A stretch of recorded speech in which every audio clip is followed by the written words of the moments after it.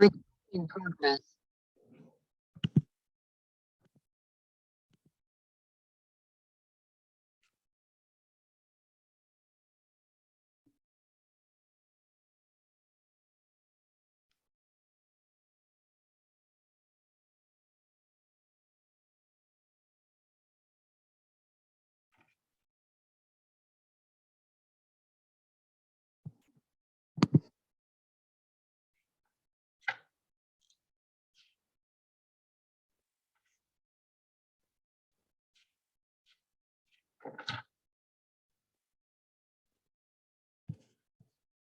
All right, guys, so let's get started. So we're going to continue with our discussion.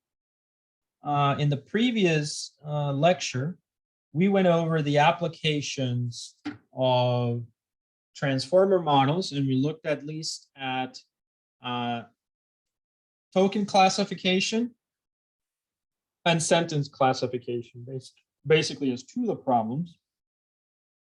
In this session of transformer models, we're going to look at a little bit of code of how we can implement this. All right, so I'm going to go ahead and open up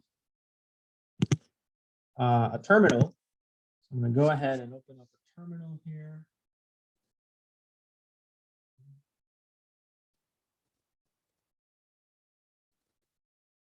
Okay, so I already have the code. The code is a little bit long. It's already on the GitHub, but this is an example of sentence classification. So let me SSH into my machine, my GPU box.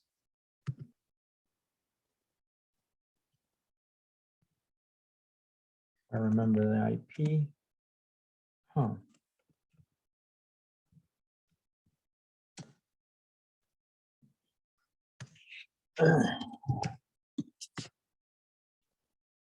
All right, I'm there. So let me share the screen with you guys.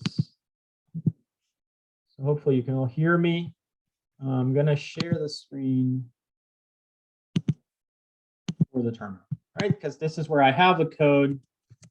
I'm going to go ahead and just navigate. So you guys are seeing my terminal, correct? Yes. Yep. Right. I'm going to go to teaching, where I have this all ready to go.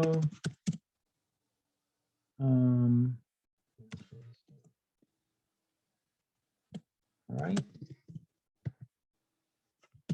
Okay. So here I have two things. I have the data set, which should be this one. So let me open that. Cat. Okay.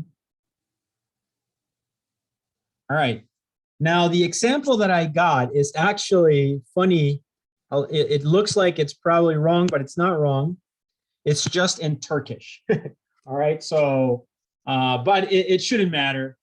Basically, what you can see here is we have the category, technology, which is technology probably, right?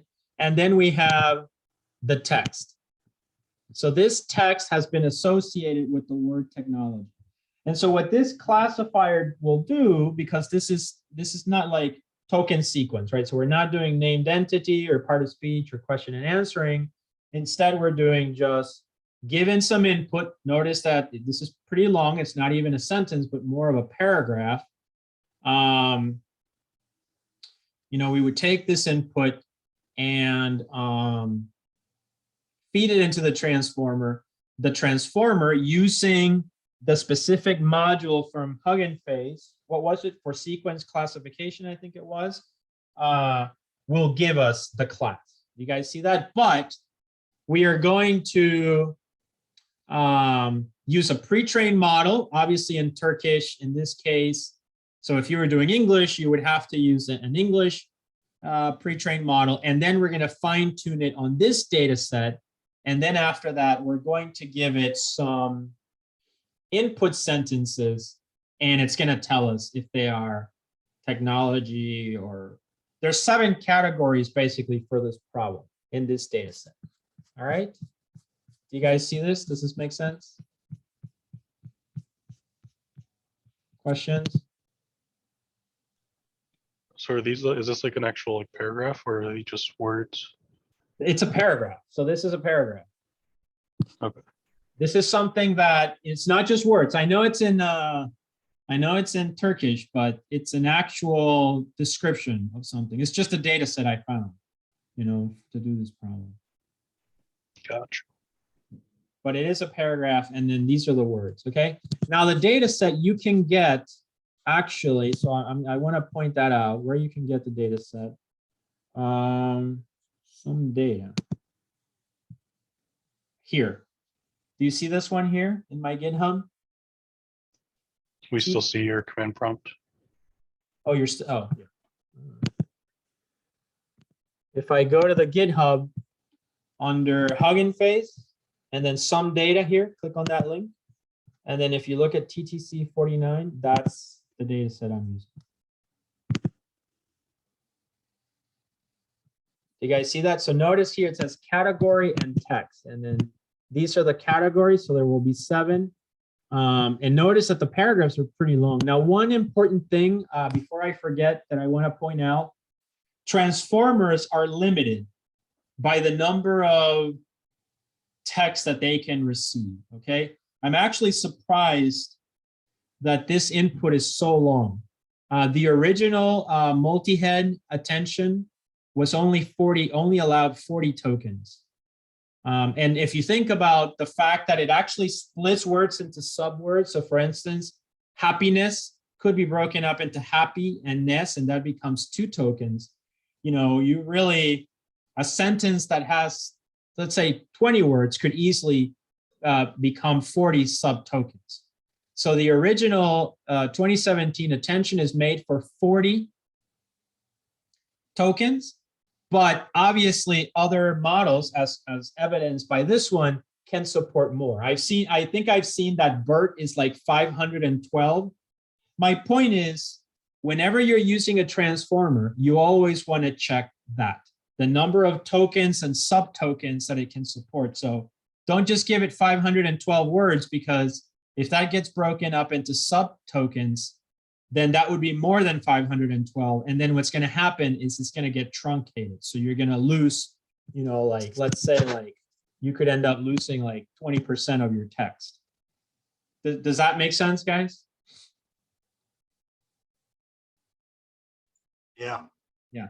Obviously, though, this will affect performance, because the smaller you make the input, let's say if you're, you know, doing 40 tokens versus 512, means that when you're going through the text, let's say you're reading a book, it's going to take longer. And usually the thing that takes the longest, obviously, is either training or predicting with the transformer. That can take it can be the highest impact on your performance, if that makes sense. All right, anyway, I wanted to point that out. But anyway, so this is the data, right? You can see this is the data set, text and classes. So the example that we're doing today. All right. And so now, now I'm going to go. So I've shown you basically, yeah, I've shown you where that is, the data set. And then the script that I'm doing is in fine tuning, and it should be this one, multi-class custom data. So if you click on multi-class custom data, you can see here it's importing the TTC 49 4900 CSV that I just showed you, and these are the labels. So roughly speaking, you can see it's like technology, economics, culture, sport probably, and then the other ones I don't speak Turkish, so I don't know. But if we go down here to the examples, it seems pretty clear. Like when you're testing the models, so this says, I actually don't know what that says, but apparently it's culture. This one though makes sense because dollar, euro, so it's economics. That kind of makes sense that should be our output. And then Bayern Munich, that's sports. Barcelona, that's soccer somewhere in here. And it's sport, you can see. So this is when I ran this, these are the outputs I got. So obviously it predicted correctly for these, at least for these two sentences. That makes sense to me. If you can find your own data set in English, you can corroborate this. The only thing, what's important here, at least for this code, is just make sure that you put it in the right format, right? So if we go back to some data and we click on this, you should be seeing the data set. Just remember, the format is basically category, comma, text. There's no commas in the text itself, so watch out for that, because that's, that would be a problem. Right, so I don't see any commas here. So it's class, comma, text, class, comma, text, class, comma, text, and then you would just need a model for English instead of Turkish. But anyway, so that's the data set. So this looks, I would say, pretty clear. All right, and I've shown you also where the script is located. So now let's take a look at, I need to share. So you should be seeing the terminal now. I'm going to go ahead and clear the screen. Okay, so the script in question is going to be the fine-tuned BERT multi-class custom data.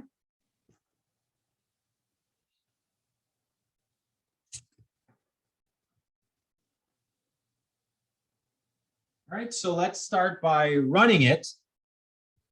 All right, so I'm gonna open, and then we're gonna go over the code itself. So let's do conda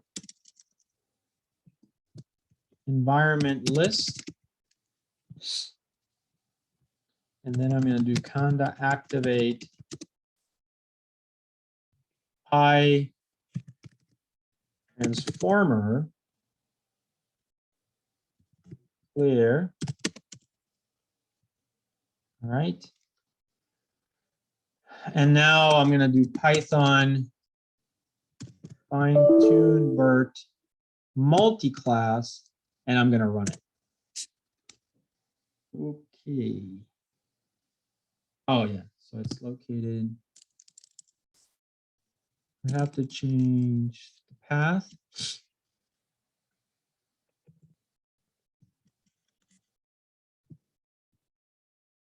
Okay.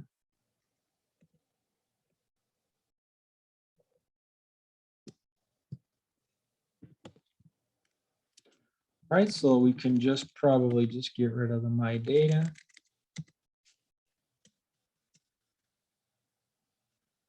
Okay. So let's run it again.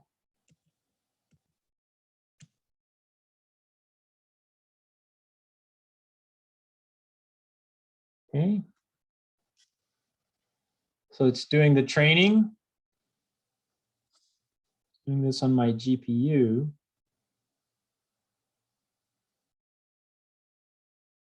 You can see the format. Categories are there. Category, sentence, text.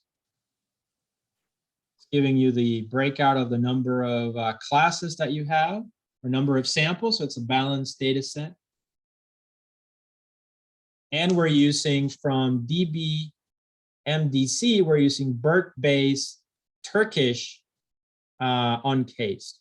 Now, usually you will see quite often that you'll have BERT base or BERT large. I would recommend that you always start with BERT base, because BERT base is smaller, yet still good. BERT large is, in my opinion, considerably slower, and it usually improves performance, but might be like you were at 70% and it takes you to 76%.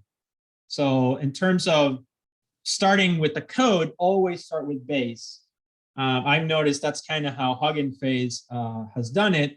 You you start with base, and then once you've got your code ready, it should be consistent that you can just go to large. Does that make sense?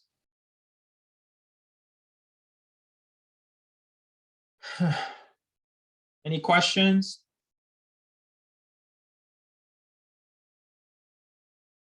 While it's doing this, guys? Are there any questions? Something you're not understanding? Are you following along? Yeah. So we'll go over the code today.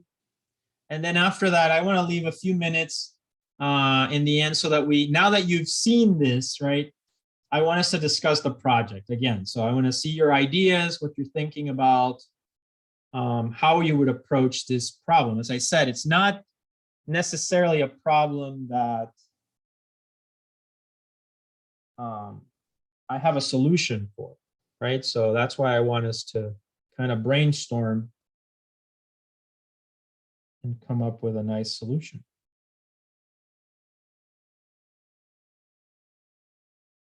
Would you rather I give you data, or would you want to find your own data? Find our own. Find your own, okay.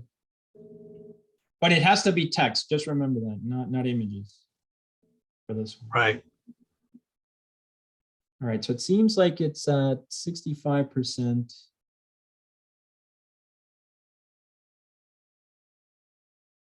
And this is with my GPU.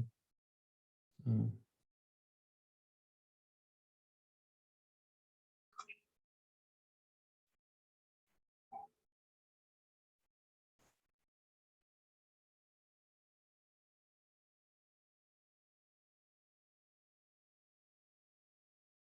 You can see it's saving checkpoints. You can see the loss function is being printed out there. Showing the batch size.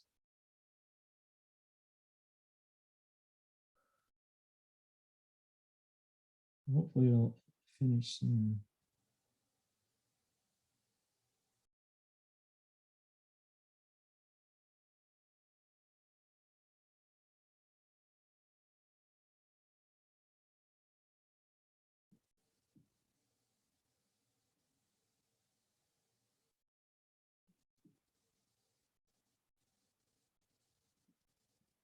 All right, 88%. So the fine tuning, 92.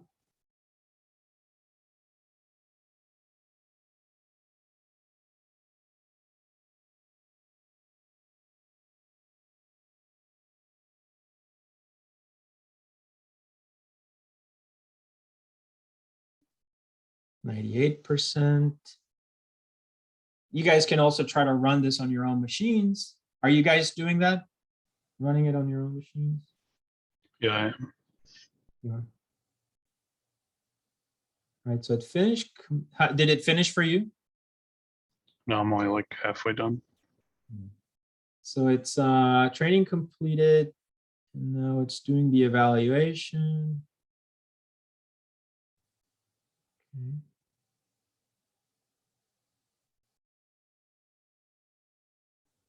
Once it's finished, there's those 3 sentences, so it should predict. And there we are. All right, so it's done. How do you make this bigger? All right. Oh, there we go. Yeah, so you can see it prints out some information, a lot of information about the model, the config file. Notice it's using the BERT for sequence classification that we had discussed. The categories for these gives you all the parameters basically of the model. And then here we had the 3 sentences, and it predicts culture, economics, and sports. And with this is the score, like the confidence of it. So basically it works, right? So as we had discussed. All right, so we know it works. So now we can go ahead and take a look at the code itself. So I'm not going to type it up because that would take too long. Instead, we're just going to kind of describe it. As you can see, it's not too long. Now I want to, so the way that these models are made, it's basically like they can be as close to PyTorch as possible, but that takes more code, or they can be very abstracted, like almost like we were used, when you use the trainer, for instance, just like we did with FastAI, remember that Hugging Face also created trainers. And I think we've looked at those a couple of times. So keep that in mind, right? That this could be done in a more simple way with a trainer. So this is just an example I happen to have. All right, so let's go ahead and read through the code. So we can see here, we're using PyTorch for this example, the OS. So from Torch, we import CUDA. This basically assigns to the device CUDA if CUDA is available. So I have a GPU, otherwise it would do CPU. Then after that, we import pandas as PD, and we read that CSV that we had, right, which was comma separated, it's category to text. Okay, we basically then, from there, we took a fraction of it, a sample of it, and we print out the results of the data set. So now what I'm going to do is I'm just going to comment out the rest so that we can start looking at the individual components, right? So here, I'm going to add a comment from here to here. So we can look at a few things, right? So this is certainly, we can just take a look at the data set in this step. So I'm going to do Control X. Ooh, am I in Nano? Yeah. Okay. So now I'm going to do clear, run the model, and there it is. You can see that as we read the data in, it basically, because we have it in like a pandas data frame, right? We have a category, we have text, we have the actual text paragraph, and we have the category, and this is just the index that pandas adds. Remember that we kind of randomly selected some samples to look at, okay? We can go back. So now I'm going to go ahead and just look at a little bit more of it. Now here are the labels. You have to specify these, right? For the problem that you're looking at, you calculate the number of labels by calculating the length, which you can print out. And then the Hugging Face mechanism will need these functions.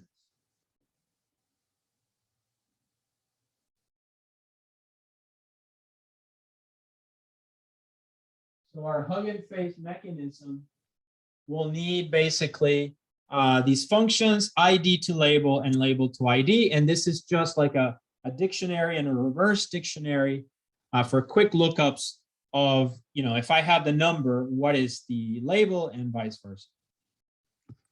So here we can see, for instance, in this function for index and class in enumerate labels, and we just create a list of, or a dictionary here rather, of index to class, and then here we do the opposite, class to index, right? And that needs to be provided. So that's just a requirement of Hugging Face, basically, and how they built the module. So now we can go ahead and print label to ID, just that dictionary. So I'm going to do Control X, Y, Enter, and I'm going to run it again. We'll do clear first.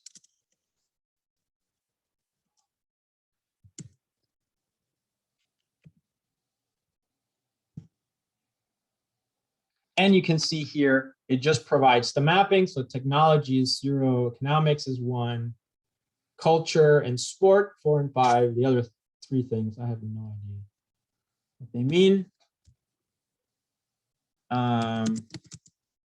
Right. So now let's go ahead. Keep going. So notice here, in the pandas data frame that we created originally, right, we had category and we had text, I believe.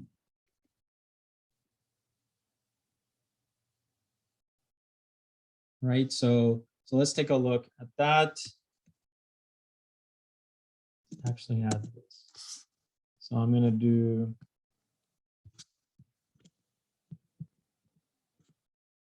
Yeah, so we have category and then we have text. And notice that this is the way the CSV is originally made, but we're gonna need to modify it again, just so that it can be in the format of what the library expects. So if you're just using this code, it would basically work. So my suggestion is always try to make your data adapt to the original data so that you have to minimize the amount of code that you need to change here. So that's why I like this example, because we can always create a data set of categories, comma, text, which can be paragraphs, sentences. Just keep in mind, there should be a limit to the number of tokens. Now in this one, we're going to grab the data frame. We're going to create this labels one, and the labels one is going to be the data category, right? But it's going to be mapped. So this function is a mapping function using the lambda notation. So basically what it does is the value X in category will be stripped, and then it'll be an input to the dictionary label to ID. So it'll take that category and convert it into the number matching that label. All right, and so we can see that by printing out the data.head again. So I'm gonna do comment here. Control X, Y, clear.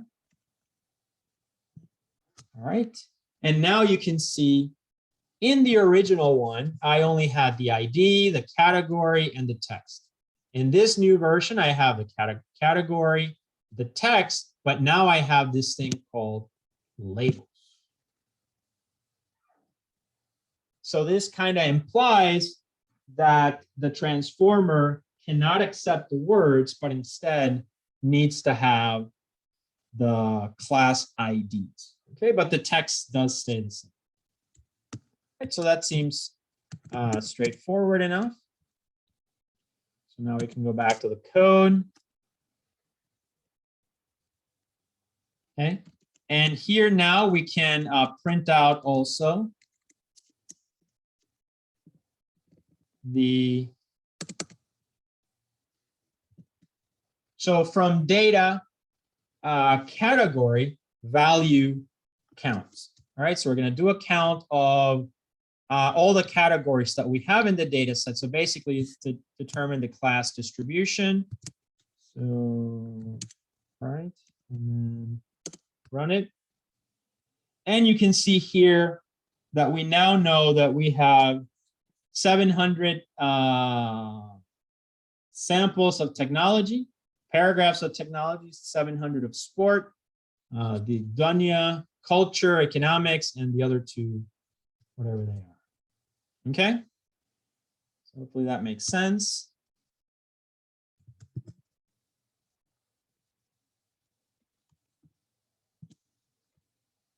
All right. So far, so good. Now let's jump to here. All right, so this section from transformers, we need to import two things. Remember, with transformers, we're always looking at two things, which are the tokenizer, right? And the model itself. So remember, I've discussed this in the lectures and also in the book chapters that I gave you. So from transformers, import BERT tokenizer fast. My understanding with BERT tokenizer fast is that there was an original BERT tokenizer, but somehow the code was not as efficient as it should have been. And then they created this BERT tokenizer fast, which has better code, is faster. So it doesn't imply, I think, that it's somehow less of a tokenizer. In quality, I think it's just good quality, but faster. And they recommend it from what I understand. Keep in mind, Transformers is a new library. They're constantly updating it.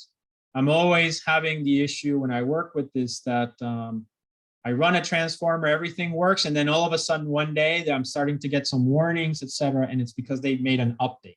They forked the original code, and so you gotta like almost do like a git pull, right? And you have to update things almost in that sense. All right.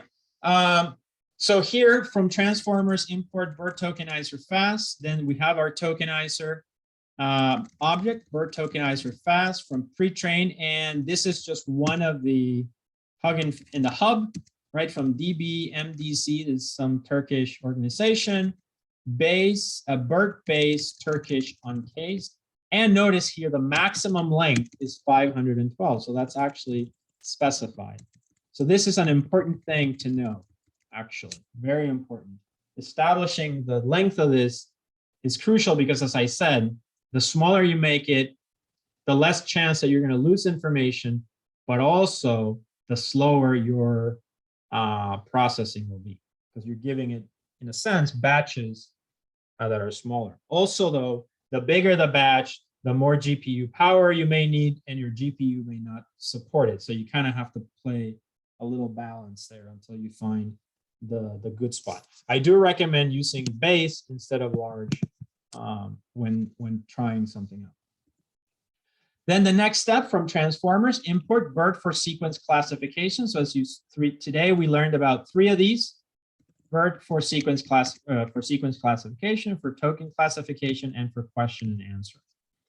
All right, so keep that in mind as you look at your term project. Then we create the model, BERT for sequence classification from pre-train. We call BERT base Turkish on case. And here we need to specify for the model a couple of things. We need to specify the labels, num labels, right? So num labels, remember, is the number of labels that we have, right? So we have 7 labels. And then we also need to provide the dictionary and the reverse dictionary of labels to IDs and IDs to labels, okay? Then another thing we want to do is we want to link up. This is the way PyTorch kind of does this. When we have a model, we link it up to the processor that we are using. So in this case, the device is CUDA if you have a GPU, otherwise it'll be CPU. Any questions so far?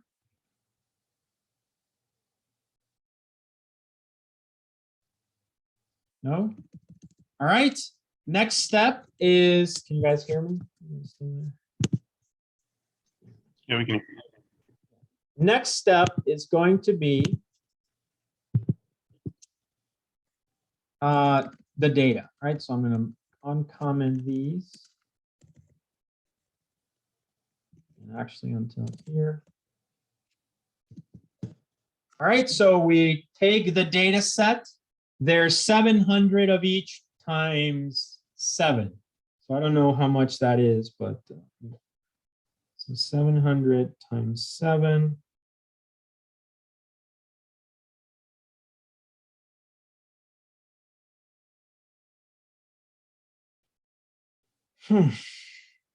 Is it 7 classes? I think it is. So it should be like about 5,000 samples. That doesn't seem like that much, does it?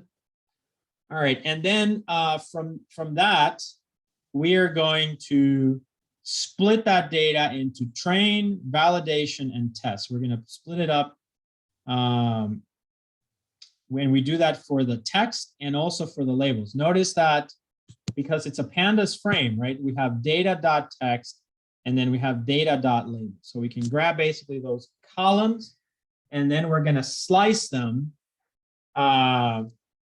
through this technique, right? So that we can actually grab pieces of it for train, pieces of it for val, pieces of it for test, and then we're just consistent between train with the text and the labels. So one way to know what this is doing is just to print out the lengths the lengths of the labels and the text would be the same. So we just need to print the text, for instance. So if I go ahead, let's see here.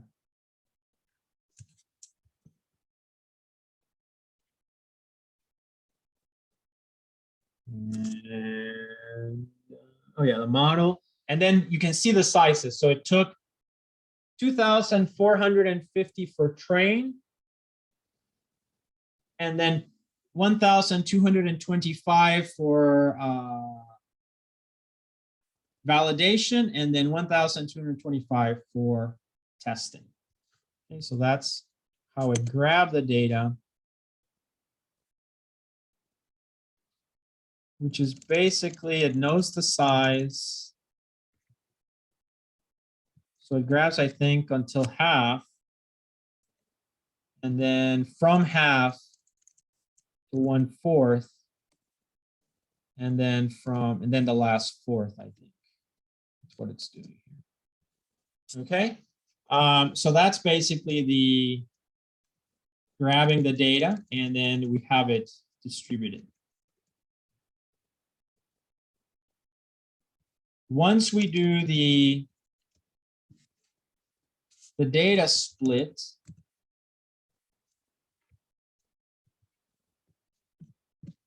okay, now we can't provide the text. We can't provide the text as as words, right? We need to use the tokenizer on it. So in this case, we call tokenizer, and we apply it to train text, val text, test text. We say truncation, which remember, if we exceed the 512, it'll truncate the data. And if it's less than that, it'll pad it. Remember that you need to provide batches, batches to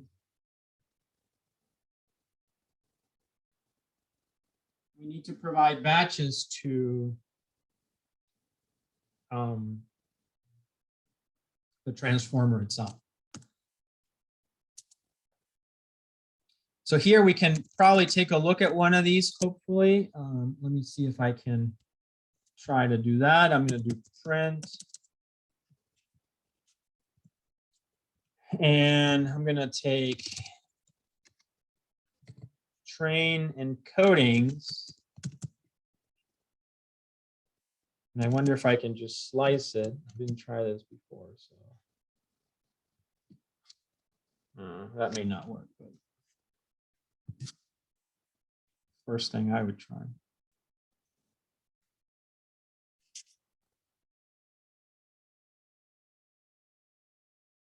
And there it is, actually. So it provides they're objects, basically. So they're objects, number of tokens, 512 attributes, IDs, type IDs. So notice when you do the encoding, you have the IDs, type of IDs, the tokens themselves, offsets, the attention mask, special token mask, overflowing. And then these are all objects. Encoding again, it repeats. But that should be the text now encoded, okay? With the specific attention masks and so on. Okay.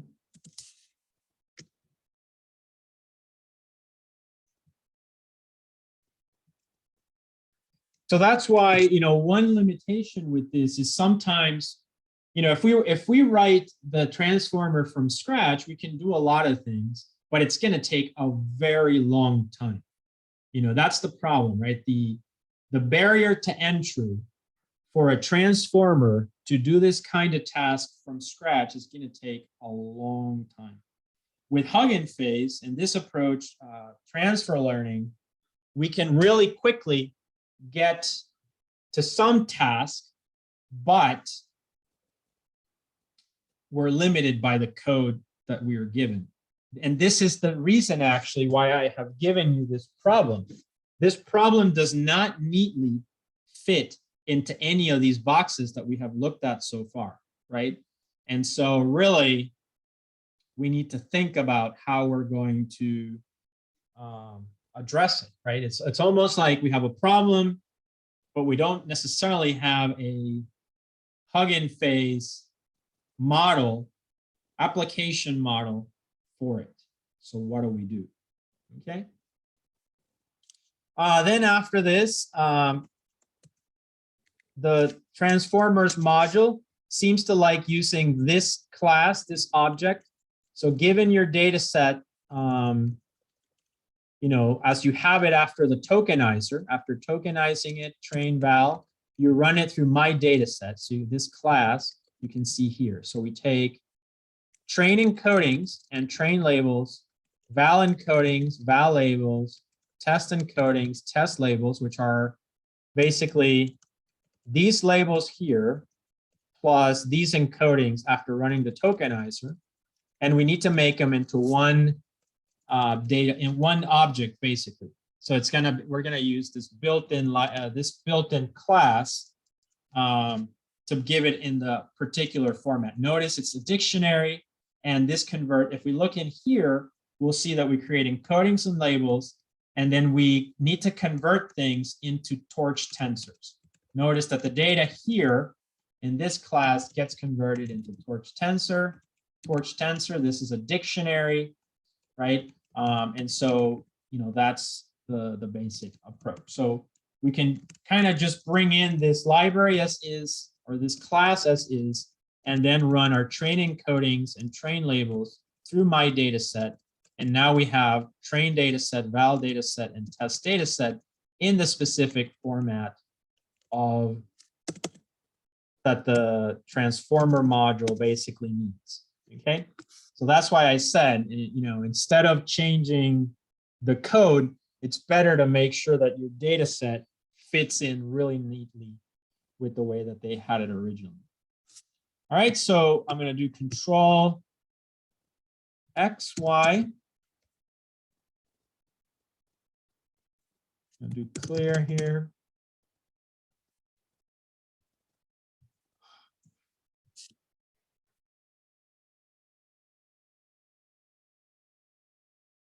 All right, printing that, and you can see that it's running just fine. Our data is almost ready. We can keep going.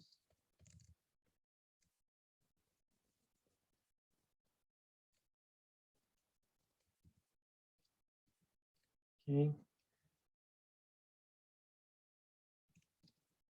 All right, now that we have this, the next step is we need to do the fine tuning.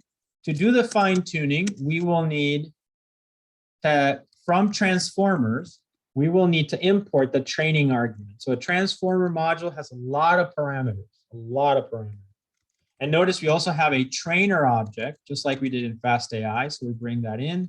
We also have metrics, like from sklearn metrics, accuracy score and F1 score, right? That we're getting. This is a classification problem, so we can measure performance in that sense that we, you know, we have text and then we have the predicted class, the annotated class, and then we're going to predict, right, and evaluate the score. So for this, we create a function, compute metrics, which takes in this object pred, which actually holds both the predicted and the annotated. You can see pred.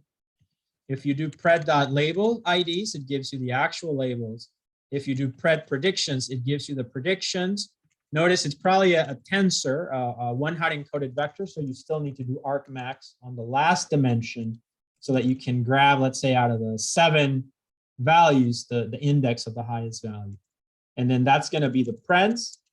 So then now you can compare preds and labels by running F1 score from sklearn, just like we've learned in the past, accuracy score, and then store those results as a dictionary with compute metrics.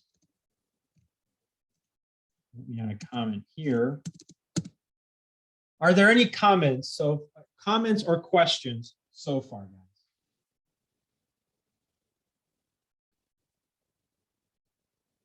Is this making sense? Yeah. Yeah, all right, good.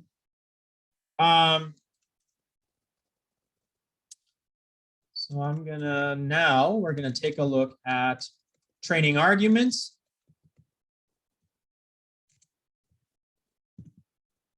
as you have seen in the 100-page document, almost a dossier, right? A thing, or what do you call it? A manifesto. So it's so long. There's a lot that goes into a transformer. A lot of details. Important ones here are there's things like where do you save the pre-trained models, your fine-tuned models, etc. But in particular, here we have the batch sizes. I kept them at 8. I always have issues with when I increase these. Number of epochs, we actually in the fine-tuning, we only run through the data 3 times. So if we have 5,000 samples, I think it was, so we look at the 5,000 one time, second time, third time. We have 3 epochs. And then we have things like decay, and then logging issues, strategies for saving information, etc. Right? So these are just basically just check that. I would always check like the batch size, number of train epochs, the other stuff. If you want to share the model, etc., that's you might want to concern yourself with that. And then here now we are ready to take a look at the trainer itself. So notice that this object is very similar to the object that we looked at for Fast AI. So in Fast AI, we also had trainers that were very convenient and abstracted a lot of the work. Here it's very similar as well. Trainer,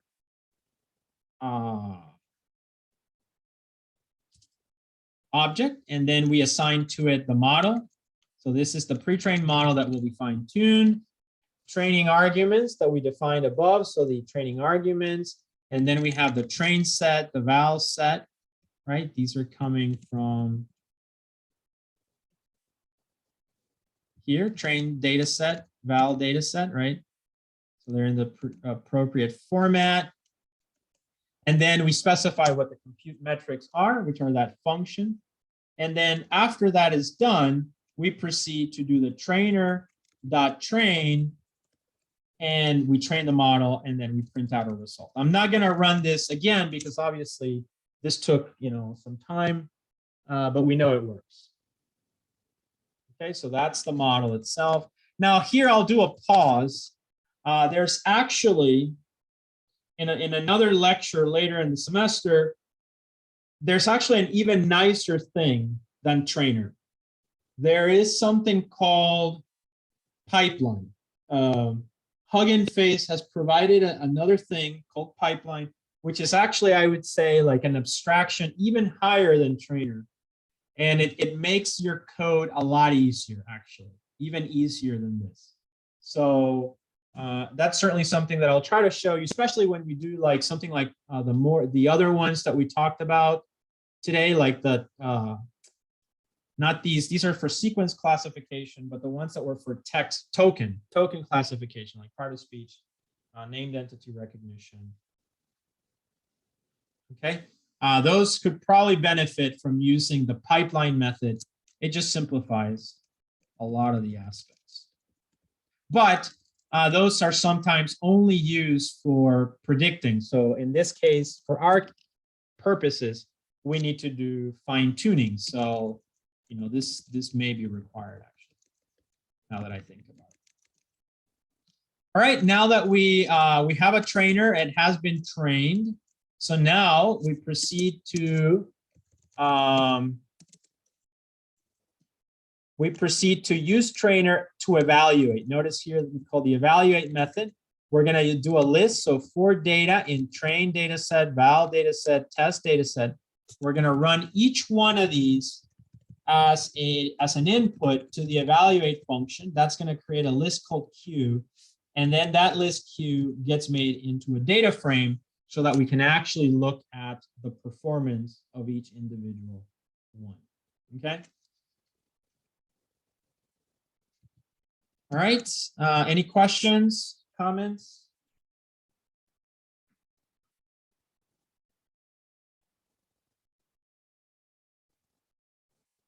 Making sense?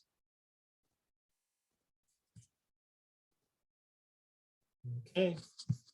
You guys fall asleep?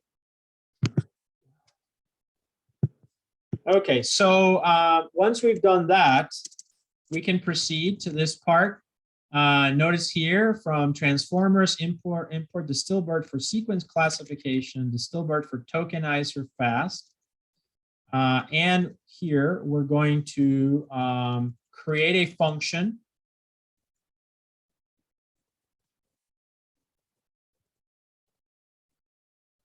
We're going to create a function called predict that takes in some text, right? So the function predict will take the text and use the tokenizer, adding true, truncation, max length. Tensors should be PyTorch tensors, and then it converts it to CUDA. And then these inputs are added into the model, are given to the model. The model predicts outputs. Then these outputs, we can calculate the softmax of them to calculate the probabilities. And then now we have the probabilities, but if we want the classes, we can also do argmax of them. And then we can show also here the model config values, okay, for the classes themselves. So now here we have an example of running something. Here's a sentence, whatever this means. There's football in it. So we run it through predict, and it should tell us that it is a sport, right? So sport was the idea that it would give us. Remember, it gives us like a dictionary of different values, including all the probabilities. That's what all of this is about. Okay. So once we do that, the model is trained, right? The model is trained. And now, if you want to save it, saving the fine-tuned model and Tokenizer, let's say that you want to load it actually to the GitHub repository for whatever reason, you want to share your work, then you would create a model path. That's the name that you want to give it, Turkish text classification model. And then you would do save model, save pre-trained Tokenizer, right? You save both of these, and now you can share them. All right, and that's basically it as far as training the model and saving it. So let's say that now this is uploaded to the to your file, to your local file, or you were downloading it from the Transformers hub. Then now, you come back another day, you would specify the model, Turkish text classification model. You call in from Transformers, BERT for sequence classification, BERT tokenizer fast, but notice now you call pipeline. And that's what I was talking about. So pipeline, actually, I forgot that this was here. Pipeline is actually very convenient because it allows you to just create a prediction model really quickly. Remember that you're no longer training, the model is pre-trained, so you're only going to test it now. So here we can do BERT for sequence classification from pre-trained, model path, tokenizer from pre-trained, and now you have your model and your tokenizer, so you just build a pipeline, model, and tokenizer. Notice here that it says sentiment analysis. This is something that I think is just like a, I was reading about this. I think it's just a thing that Hugging Face probably just did this for sentiment analysis first, and they've just left it like that. They haven't probably found a way to make it more generic, but you're just supposed to know that, because sentence classification would be like taking a text or a paragraph and saying happy, sad, whatever. Well, that's the same as taking a text and saying sport, economics, etc. Right? So it seems to be that you just leave it that way. It's a sentiment analysis. I did look into this because I thought it was strange. This kind of shows you the fact that we are at the bleeding edge, right, of research and development right now when it comes to NLP. And we're not so far behind from Hugging Face, although we're probably like 2 years behind. But anyway, you can see how things are moving quite fast. And then now you've created your model called NLP, which you can pass. Let's say you had now a ton of text, right? So you would run this base model NLP, takes an input, and then it predicts a value. And these are the results that we saw, label and the score, label and the score for these three. I'm going to take this away. And now that's it. That's the code. Does this make sense, guys? Yep. Let me run it again. Now I ask you the following question. If you were doing a problem where you have some text, whether it's sentences, paragraphs, etc., and you had labels, do you think that you'd be able to use a transformer to solve that problem? You should, right? This code should be straightforward for this particular use case. Yeah. All right. So was this clear enough, or are there any doubts or confusion, or can I assume that you guys understood this? Yeah, I think so. All right, great. All right, so as you can see, today we covered 3 types of things, but with code, we only covered one, right? With code, we only covered for sequence classification. We haven't yet looked at for token classification, for question and answering. And then there's a few other ones as well that might merit looking into. But now in the time that we have left, we have about 20 minutes left. So I kind of wanted to go back to kind of like,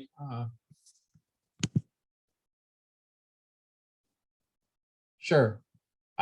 So I kind of wanted to like go back to the idea that how are you going to apply this to the problem, right? So any thoughts on that?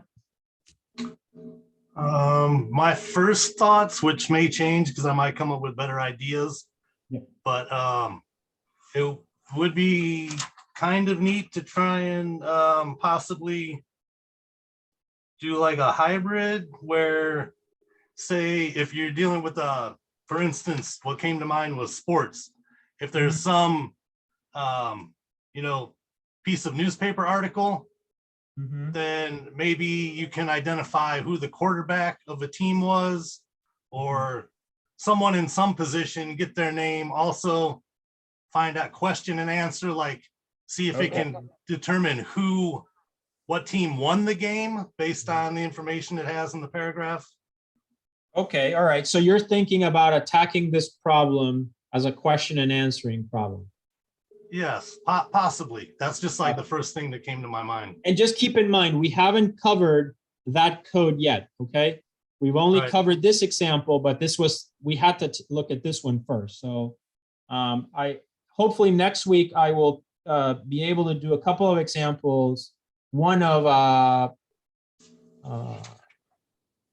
token sequence, token classification, and one of question and answering. That would be my goal, but I would ask you guys to also start looking at that, okay?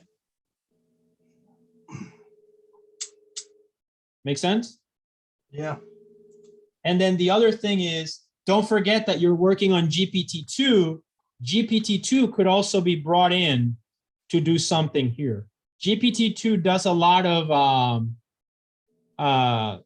language generation. Remember that we talked about that? Right. Right. So there's that tool as well. And so we just have to. But remember the original problem is that we have, let's say in biology or genetics, we have text about biology, about insects, a lot of text about insects, tons of text. And it says, for instance, that the insect has wings and it's got 7 eyes and 8 legs, right? And then from that, you're going to infer that that insect belongs to the category of grasshopper. I don't even know if that's a category, but do you know what I mean? Yeah. So that's kind of the problem that I'm thinking about. And Okay. however, it doesn't have to be insects. It can be whatever field that you want. But the point is that things about, so it's like there's a thing, right? An insect. And then the text says things about that insect, like it has these many eyes, and then it's going to classify it into this category of grasshopper of South America, something like that. Right. So yeah, maybe you can frame that as a question and answering problem. I'm not saying that's not correct. I'm just saying you got to think about it, right? That's why I've given you a question, a problem that does not fit neatly into any of the categories that we have. Right. Yeah, like for instance, if you had some text and it was talking about, a webbing, then it could assume that it would be classified as an arachnid or something because. Right, because there's an insect and it's talking exactly, and it's talking the webbing this and that. Oh, it's an arachnid. Exactly, that insect is an arachnid category. That's a good example. Yes, I agree. All right. It could also be like, and you were talking about sports and the quarterback. So it's talking the quarterback, it's like the best, the high ranking metrics in the team. And, it has won so many Super Bowls, and then it likes to retire and then come out of retirement. What team does he play for? What was his Who would name? you guys say? Tom Brady. Yeah, exactly. So something like that, right? I made that joke, but just to kind of tie it to your sports theme. Make sense? Yeah. Yeah. So what I'm looking for is some kind of a inference engine that there's a lot of text, there's some entity in there, and then words about it, and then what is it somehow. I mean, it's a difficult problem for sure, but yeah, I think it should be a fun one. And like I said, you have between now and the end of the semester, and we'll continue to look at a few other examples of transformers, plus you're working on GPT-2 as a homework, and that should be it. And then just remember, we will do at least one lecture on CNNs and hopefully transformers for vision and do a contrast there, and that'll be the semester.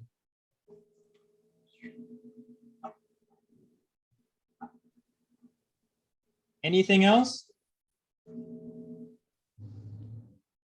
I thought Kyle was asking the question for a second there. Kyle, do you have a question? So basically, the project is we have one like big group of text, and within that, it describes, I guess, like individual parts of like an overall topic. Yeah, so so I think a good example is like, biology. Think of it that way, right? So we've got some tree or some fungus or some shrub, whatever it is, but it says this tree is, these characteristics. And then based on that, I don't know that tree to belong to this category, but I know those characteristics to be of the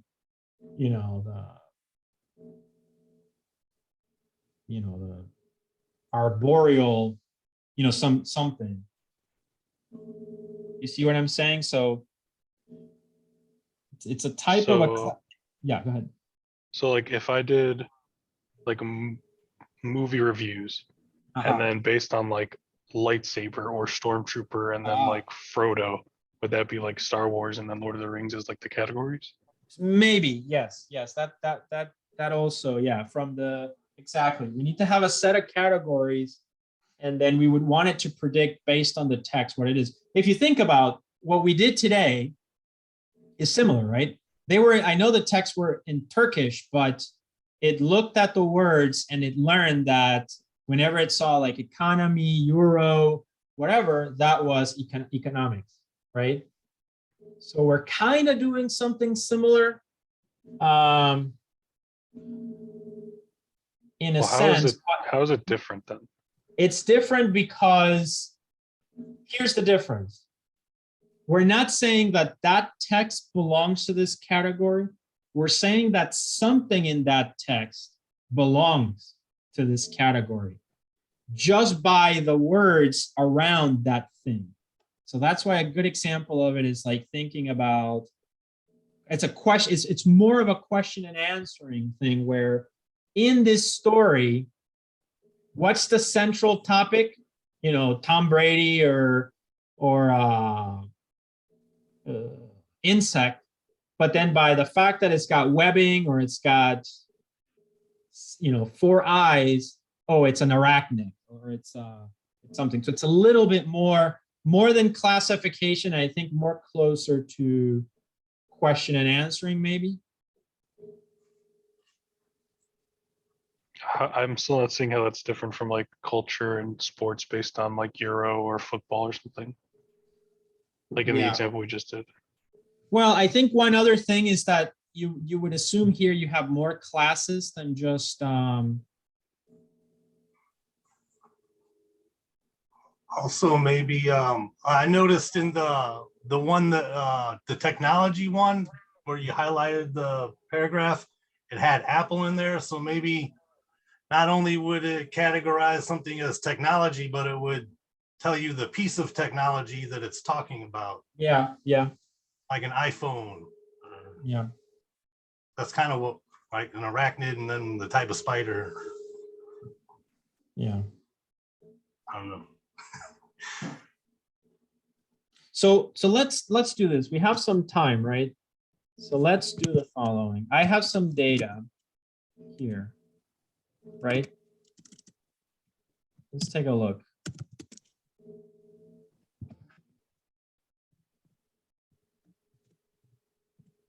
Okay, so let's go in here.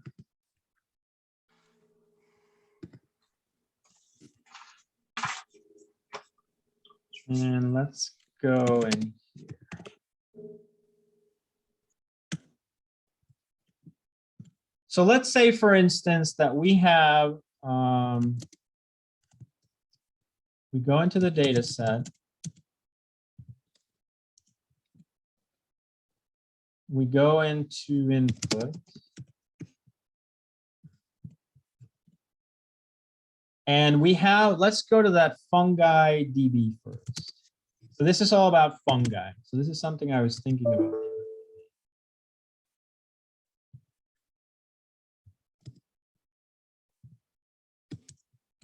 All right, so here is a file, right?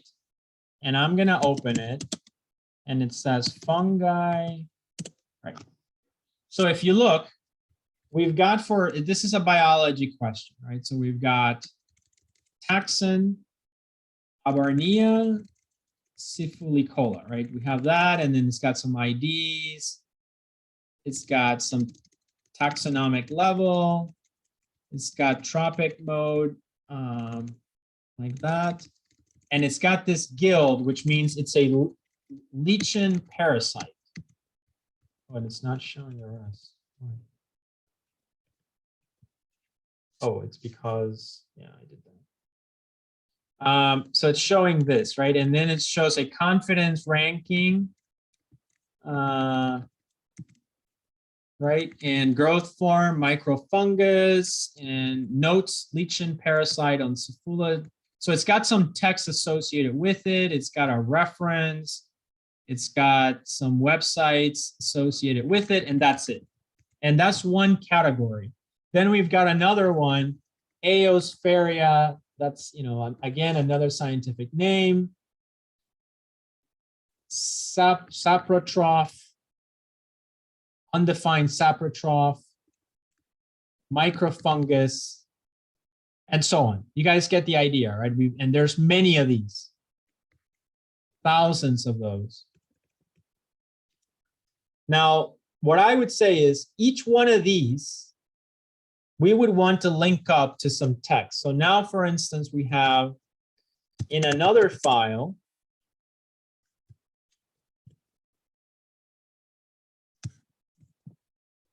we have text from Wikipedia and text from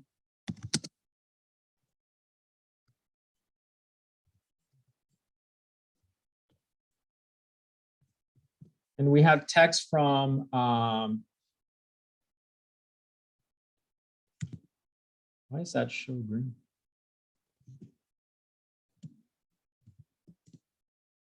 And we have text from Wikipedia and from like a health database. So let's do fungi, Wikipedia. All right, so now in here, we have a ton of files. You can see that here, right? So if we do cat, I'm just gonna do the last one, wiki for a specific type of plant.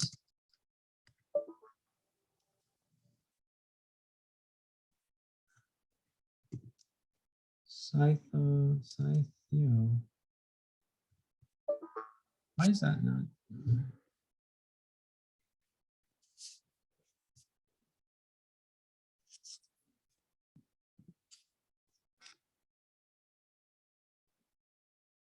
I'm trying to do the last one. Can you guys see something that I'm doing? I think you need to put an O because there's 2 with A's right after the I.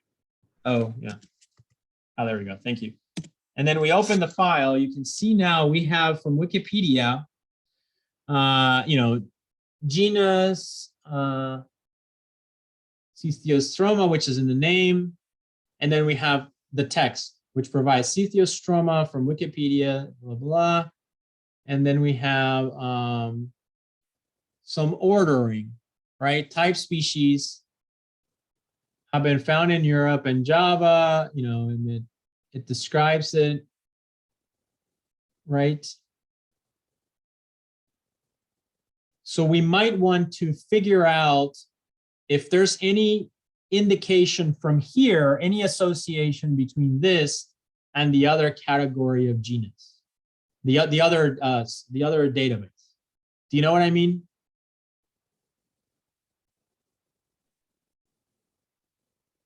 The one you just showed us before?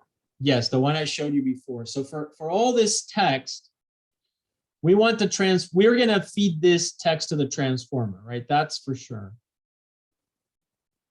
And then we want the transformer to answer questions about this. Maybe we want to say like, give me examples of one of these categories, and then it should give us examples from the text, for instance.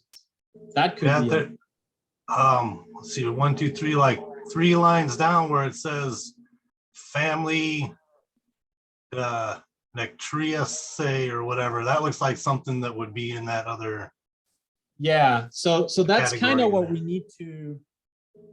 we need to think about this a little bit. So that's why we want to create either a classification system, question answering. I was thinking, since we have these texts, right, we could ask questions and then find the answer here. So that's certainly something we could try. Oh, it goes through the whole like order, family, genus. Yeah.